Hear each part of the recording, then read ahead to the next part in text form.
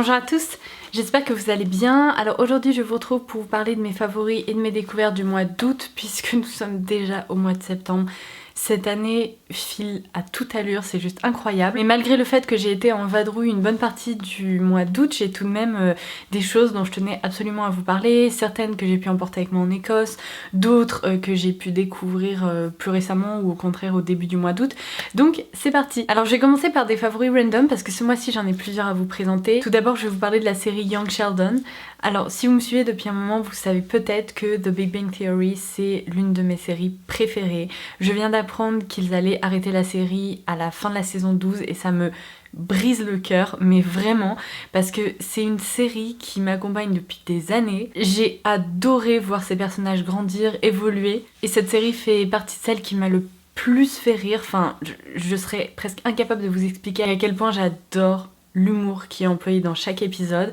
Enfin bref, tout ça pour revenir à Young Sheldon. En fait, si vous voulez, c'est une série qui se concentre sur la jeunesse de Sheldon, qui est l'un des personnages de The Big Bang Theory. Pour vous situer rapidement, si vous n'avez jamais regardé cette série, Sheldon, c'est un personnage complètement à part, qui est extrêmement intelligent, mais extrêmement étrange. Il a, si vous voulez, des comportements sociaux qui sont absolument pas normaux. Et donc il y a toute une série maintenant qui lui est dédiée. Avec mon chéri, on a regardé la saison 1 presque d'une traite. Tous les soirs en dînant, on regardait au moins 2 épisodes. Et je me suis bitonnée. Je ne sais pas pourquoi j'ai pas commencé cette série plus tôt, parce que j'avais justement pu lire quelques avis un peu négatifs sur internet, mais je ne vois pas pourquoi on donnerait un avis négatif à propos de cette série.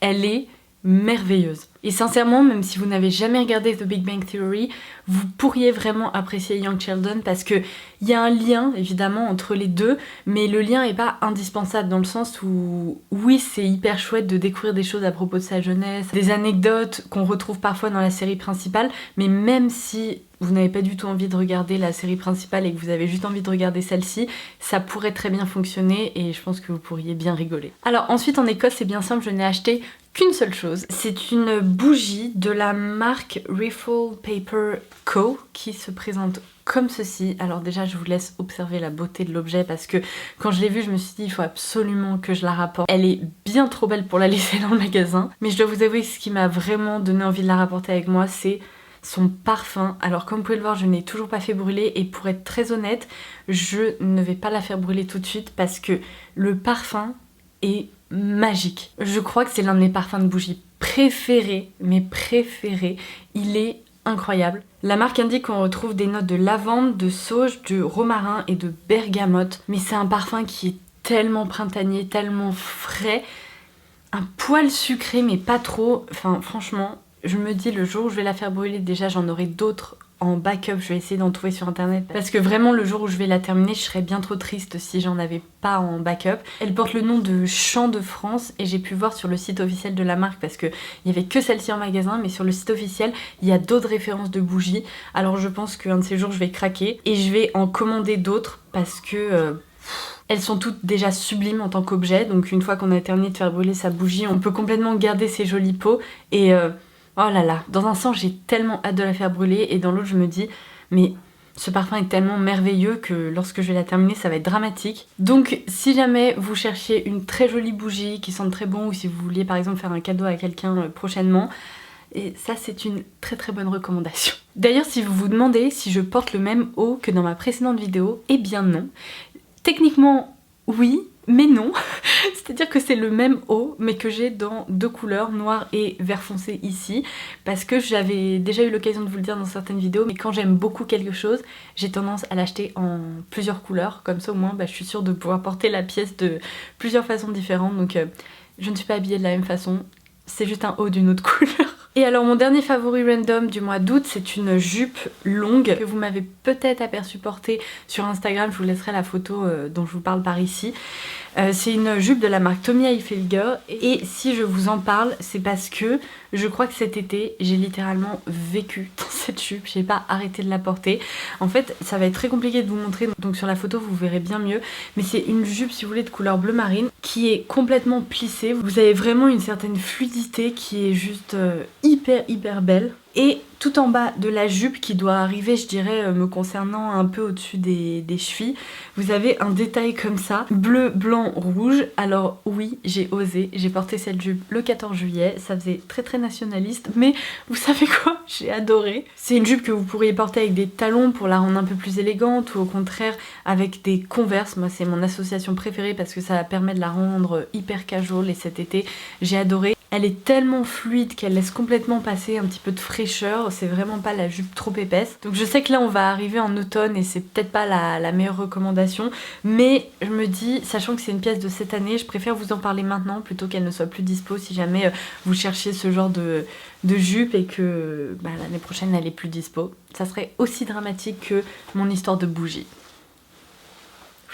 Alors, il est grand temps de passer aux produits de beauté, donc je vais commencer directement par le produit pour le teint que j'ai le plus porté, que j'ai emporté avec moi en Écosse également, c'est la CC Crème d'It Cosmetics dans la teinte Fair, parce que la teinte Light est bien trop foncée pour moi, donc faites très attention. Lorsque vous choisissez votre teinte, je vous ai fait un article dédié à son sujet où je vous ai mis les swatchs dans l'article également pour que ça puisse un petit peu vous aider. Mais il faut vraiment faire gaffe parce qu'il y a certaines teintes qui sont un peu plus foncées qu'elles n'en ont l'air.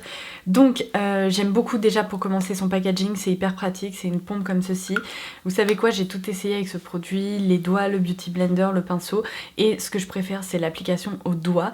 Donc en vacances c'était l'idéal parce que j'avais pas besoin de me trimballer un milliard d'outils pour l'appliquer. Je trouve qu'elle couvre très bien, il y a un avant-après également dans mon article si jamais vous voulez voir la différence lorsque je ne porte pas cette CC crème et lorsque je la porte. Je dirais que l'avantage de ce produit c'est que vous avez les bénéfices d'une CC crème, donc en matière de texture, d'application, de facilité d'utilisation, mais à côté vous avez vraiment la couvrance d'un fond de teint et la couvrance est excellente. Alors le seul point que je reproche un peu à ce produit c'est qu'elle est très même pas glowy, parce que dans glowy on entend un côté un peu lumineux, là elle est vraiment dewy, c'est-à-dire que elle laisse sur le visage un côté très hydratant et on a l'impression que c'est un produit qui ne se fixe pas. Donc pour ma part, je ressens quand même un peu le besoin d'appliquer de la poudre par-dessus pour être sûre qu'elle tienne toute la journée, et lorsque je le fais c'est le cas. Donc c'est pour ça que pour moi ça a été vraiment un indispensable. Je la recommande également aux peaux sèches ou très sèches, déshydratées, normales.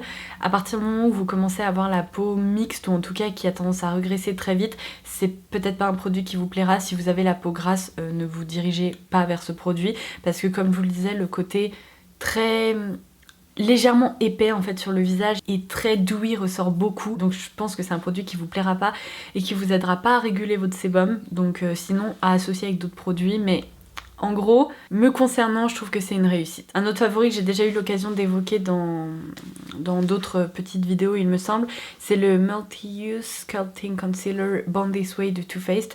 Alors autant la version originale de cet anti-cerne me plaisait pas plus que ça, enfin en tout cas il m'avait pas transporté, sympa mais sans plus, c'est-à-dire que la couvrance c'était pas incroyable. Là au contraire la marque a marketé ce produit avec la mention Super Coverage et c'est tout à fait vrai. C'est vraiment un produit qui est très pigmenté, très couvrant, qu'on peut appliquer en petites touches pour vraiment corriger je sais pas, une petite imperfection ou autre, mais on peut aussi s'en servir en all over, enfin voilà, c'est vraiment un produit multifonction comme il est indiqué. Là on est sur un petit flacon, enfin petit, qui est quand même assez imposant, qui fait 15 ml, soit la moitié d'un fond de teint, et comme je vous l'avais déjà dit, c'est la première fois qu'on rencontre ça pour un produit teint. Alors je me souviens même plus quand est-ce que j'ai eu l'occasion de vous en parler, mais en gros je m'en sers toujours, je l'adore et je vous le recommande vivement. Me concernant, j'utilise la teinte Snow. Alors ensuite j'ai deux poudres que j'ai adoré porter au mois d'août. Je crois que je vous les ai déjà peut-être présentées rapidement, mais franchement elles méritent vraiment que j'en reparle. J'ai vraiment l'impression que ces poudres libres sont en train de détrôner ma poudre adorée Kat Von D dont j'arrêtais pas de vous parler pendant un moment, parce qu'elles apportent une petite couvrance supplémentaire là où la Kat Von D le fait un peu moins sur le visage. Donc tout d'abord la poudre baking powder de Huda Beauty que moi je porte dans la teinte Cupcake. Je m'en sers pas vraiment en gros pâté si vous voulez sur le visage, au contraire je m'en sers vraiment de façon diffuse, mais cette poudre est merveilleuse, mais vraiment, même pour les retouches elle est incroyable, parce que vous savez, je crois que je vous l'ai déjà dit, mais j'ai beaucoup d'allergies au pollen de printemps, etc. Cette année ça a été une catastrophe, je passais ma vie à me moucher, mais l'enfer quoi. Et évidemment quand on se mouche, ça a tendance à retirer la poudre, le fond de teint, etc. sur le nez, et on a souvent des petits patchs qui commencent à apparaître, le truc horriblissime. Et au lieu de réappliquer de l'anti-cerne ou du correcteur, plus de la poudre et d'avoir un effet hyper bizarre sur le nez, j'avais tendance juste à me repoudrer le bout du nez et elle est tellement veloutée, elle floute tellement le grain de peau que ça donne vraiment un aspect parfait. Donc ça c'est vraiment une de mes plus belles découvertes de ces derniers temps. Et en Écosse j'avais emporté avec moi la poudre Finish Line de Marc Jacobs et je dois dire qu'elle est hyper sympa aussi. Elle laisse vraiment un aspect peau de pêche, elle est un tout petit peu moins couvrante mais le rendu est tellement joli. Franchement me concernant, les poudres compactes je les ai complètement oubliée parce que je suis une fan, mais fan des poudres libres. Je trouve qu'elles donnent vraiment un aspect sublime sur le visage et on me demande souvent mais qu'est-ce que tu utilises pour faire ton teint, comment tu fais pour avoir un grain de peau aussi fin, aussi velouté. Mais sincèrement oui, j'ai pas vraiment d'imperfections, etc. Mais j'ai pas du tout la peau la plus parfaite et la plus incroyable au monde. C'est parce que j'utilise des poudres libres et que ça donne justement cet aspect-là sur la peau. Donc je ne peux que vous les recommander. Et d'ailleurs, puisque je ne fais rien dans l'ordre, j'ai oublié de vous parler de cette base de teint dont je me sers de plus en plus, que j'aime beaucoup, qui est la In Transit Camera Close-Up de This Works. Donc la marque indique que c'est un produit 3 en 1 qui peut servir de masque, d'hydratant et de primer.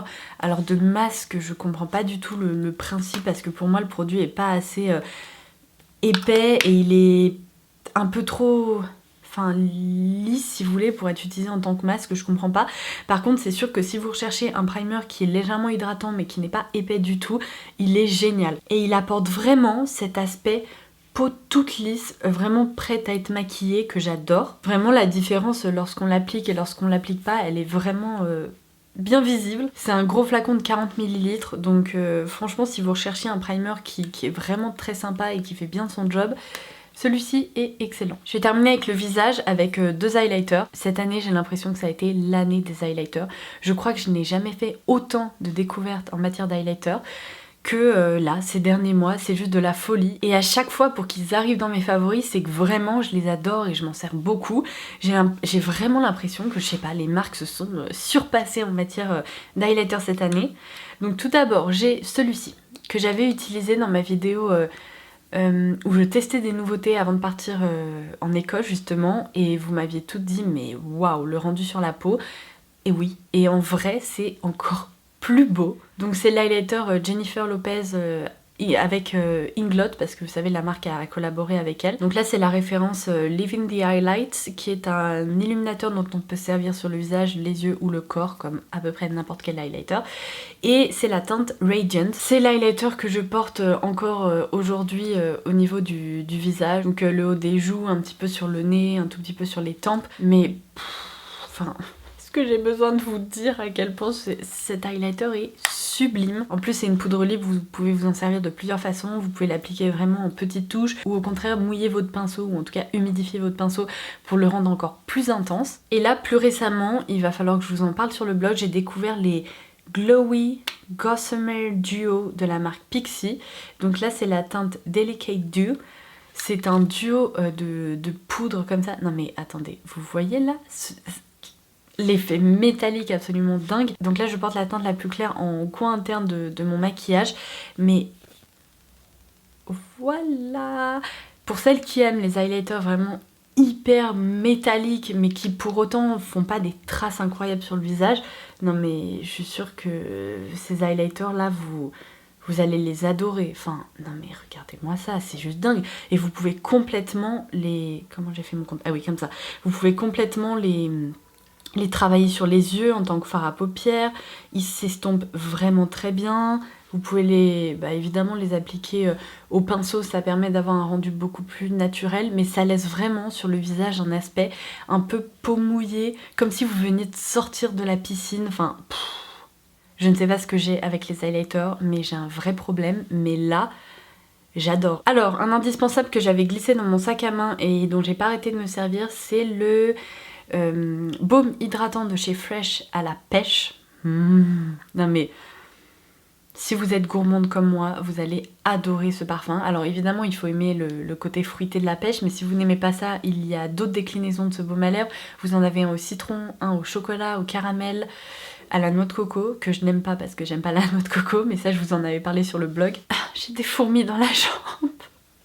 Alors évidemment, c'est pas le format le plus hygiénique au monde, mais sincèrement, je suis tout le temps en train de me laver les mains et tout le temps en train d'utiliser du gel antibactérien. Donc lorsque je voulais m'en servir, bah évidemment, je me lavais les mains au préalable. Mais c'est une texture très très réussie qui laisse un aspect très glossy sur les lèvres, qui les hydrate bien, qui les protège bien.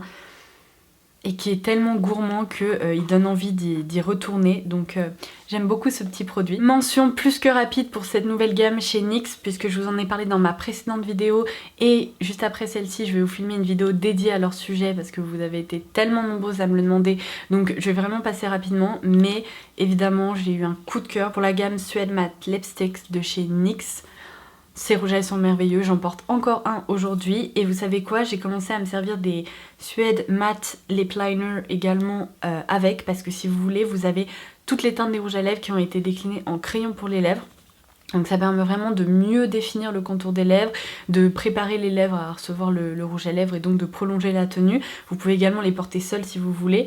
Mais là du coup je porte la référence qui s'appelle Peach Don't Kill My Vibe, qui est d'ailleurs très drôle. Et j'ai tout simplement associé le crayon pour les lèvres avec le rouge à lèvres comme ceci. Donc si jamais vous voulez en savoir plus, bah, je vous invite à aller visionner ma précédente... Non pas ma précédente, enfin si techniquement ma précédente vidéo et ma future vidéo également qui leur sera dédiée. Voilà. J'arrive à la fin de ces favoris. Je vais également très rapidement vous parler de cette palette parce que je vous en ai parlé dans ma précédente vidéo.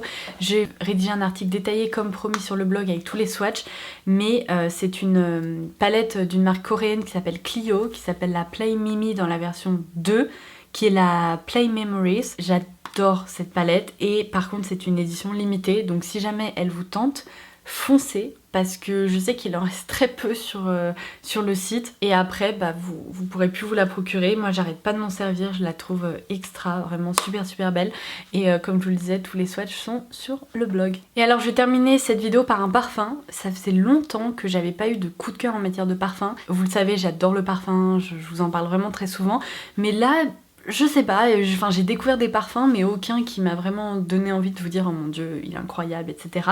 En revanche là j'ai découvert le nouveau Narciso rouge. Voilà, je l'adore, c'est un vrai coup de cœur. Je vous avais déjà parlé de la version poudrée de ce parfum qui se présente dans un flacon de couleur nude.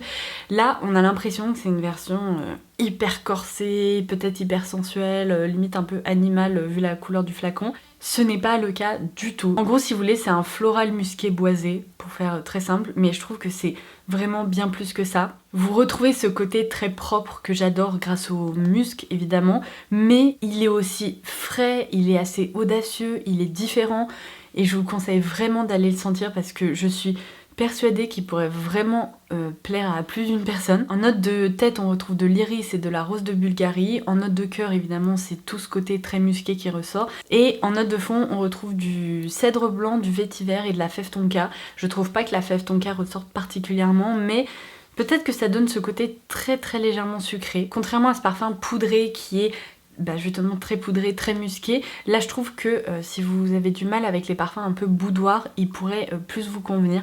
Donc moi je l'adore, j'ai l'impression que c'est une version plus fraîche du parfum que j'aime à la base. Donc voilà, je l'ai beaucoup porté ce mois-ci. Ceci va me permettre de conclure cette vidéo, j'espère vraiment qu'elle vous aura plu. Encore une fois, n'hésitez pas à partager vos favoris, vos découvertes, les produits qui vous ont déçus, etc. en commentaire ci-dessous. N'hésitez pas à me dire ce que vous avez fait cet été, j'adore vous lire. En tout cas, merci d'être toujours présente, merci de me laisser toujours des petits mots adorables. Et si cette vidéo vous a plu, n'hésitez pas à la liker, n'hésitez pas à vous abonner, ça vous permettra de ne louper aucune de mes futures vidéos. En attendant la prochaine, je vous embrasse très très fort et je vous dis à très vite. Bye bye.